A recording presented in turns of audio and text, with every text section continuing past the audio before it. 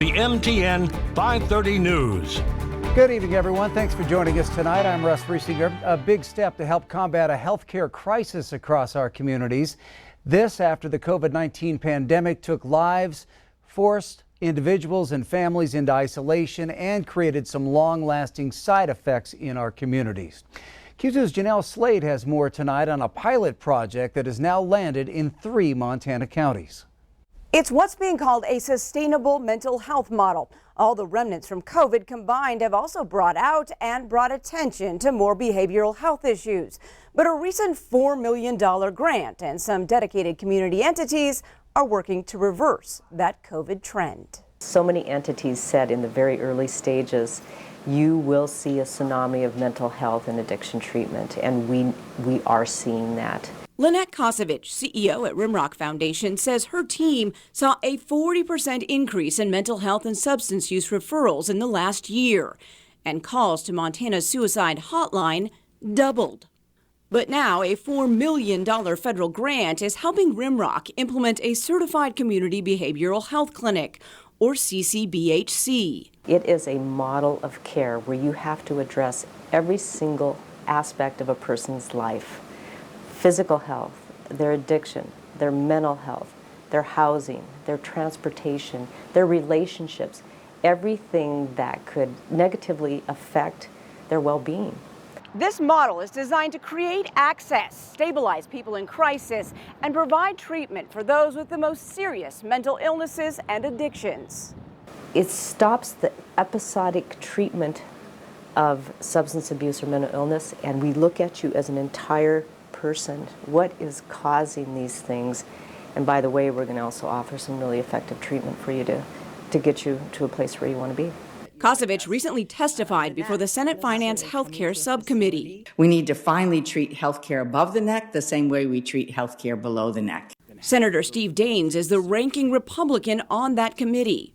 Since the pandemic, lockdowns, economic hardships, social isolation have only helped intensify what we already know, and that is we need mental health services in our communities, and we need to make this a priority.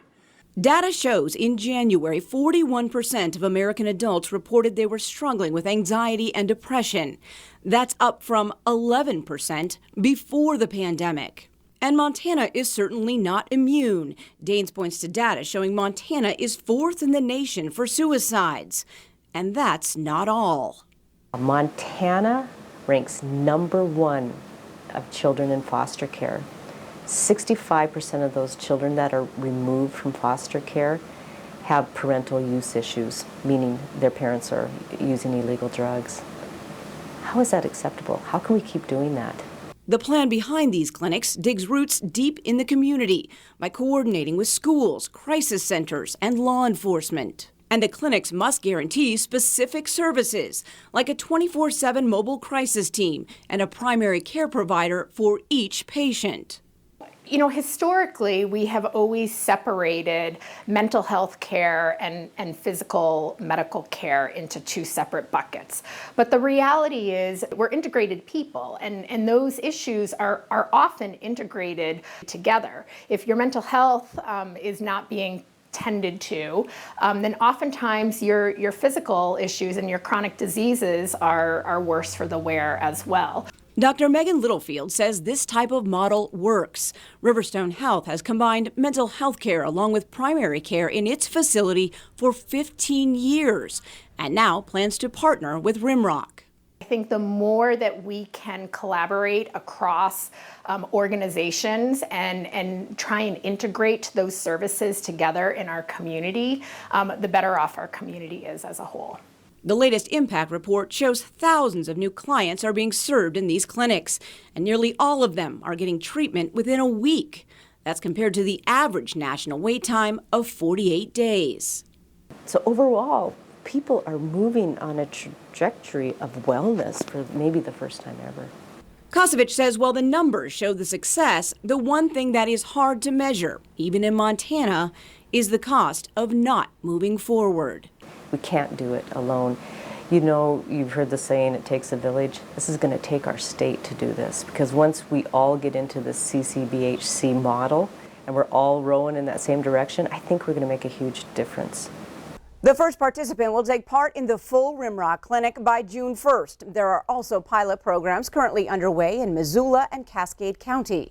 In Billings, Janelle Slade, MTN News. Thanks, Janelle. A nonpartisan effort in the U.S. Senate is expected to introduce legislation this month, giving every state in the country the option to take part in the program.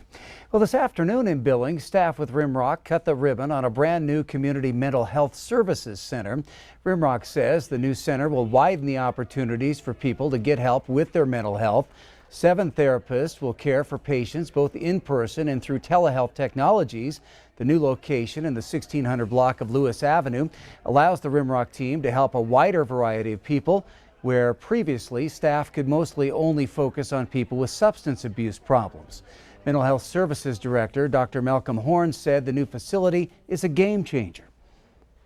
When they come into inpatient or residential services, they not only get that quality substance use care that they're used to and that they expect from Rimrock, but we also give them mental health care right away.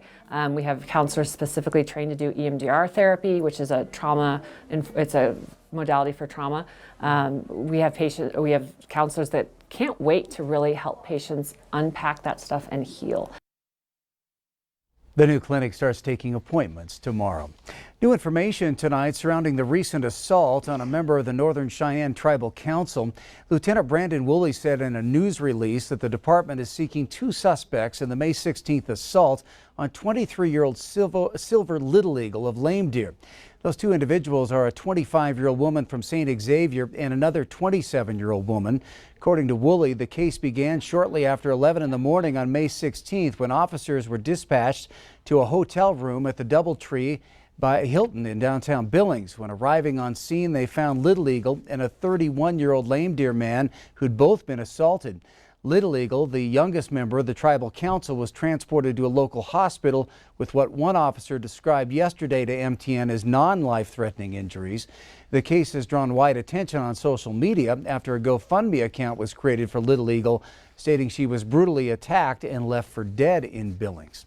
The names of the 2 suspects or the other victim have not been released, but Woolley did say there's some type of association between all parties involved, and the crime does not appear to be a random act of violence between unknown parties. Well, a head-on collision yesterday on Zimmerman Trail shut down the road, and nearly 36 hours later, it is still closed. Brandon Warren tells us just how long until it's up and running again. Zimmerman Trail is closed for the foreseeable future after a 2-car wreck left part of the barrier damaged. Basically, we had 2 damaged jersey barriers, the large concrete blocks, and then also the retaining walls, a Versalock retaining wall system that kind of provides some support and a ledge off the edge of the road. The crews are making repairs as fast as they can, but it could still take a while to reopen the road. So repairs, hopefully the repairs will be all made Thursday and we can open it back up, but depending on the weather, Wednesday, we may have to move it back a day and open that up Friday. Every year in late spring, they close the road to make basic repairs, but they decided to take advantage of the closure and do the repairs now. Every year we remove the salted sand, the small rocks and debris that has fallen down over the winter time and fall. And so we go through, clean out the valley gutter. Along with cleaning out the gutter, they are also picking up trash that has collected along the side of the road. In Billings, Brandon Warren, MTN News. Thanks, Brandon. Gates and signs are placed on both ends of Zimmerman Trail indicating the closure. Well, the number of World War II veterans left alive falls by the day, with those who have survived this long now getting up in age.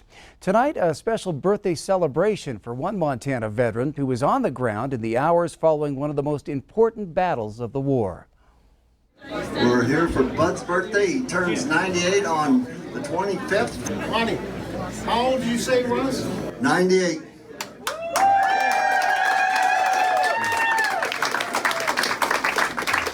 At the age of 98, Bud LeCount may have lost a step, but hasn't lost his sense of humor. Well, it feels 1 year better than 97. Oh, I got a lot of family here. The whole place is full of them, yeah.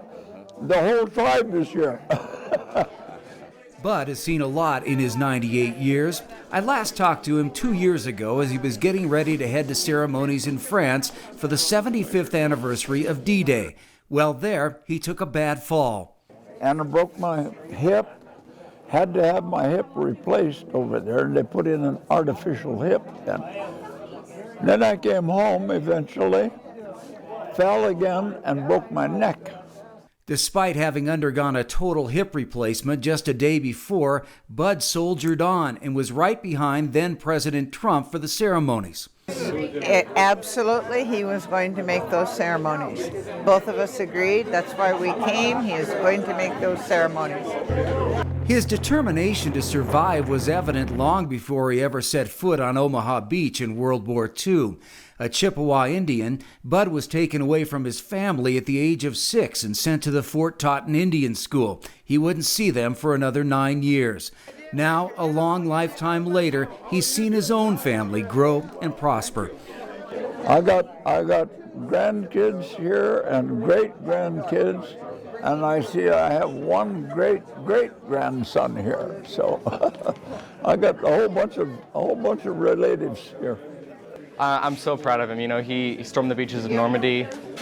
He's a piece of history. I mean, the fact that he's still walking around 98 years, that's a long time. You know, the Lord has kept him alive for a long time, and I'm very honored to be his great-grandson, yeah. No, he's been an incredible father. Growing up on the farm, perfect childhood. We all worked and helped and knew that duty of family and responsibility. But yeah, absolutely hard work and determination describes my father. Happy birthday, dear Bud. Happy birthday to you.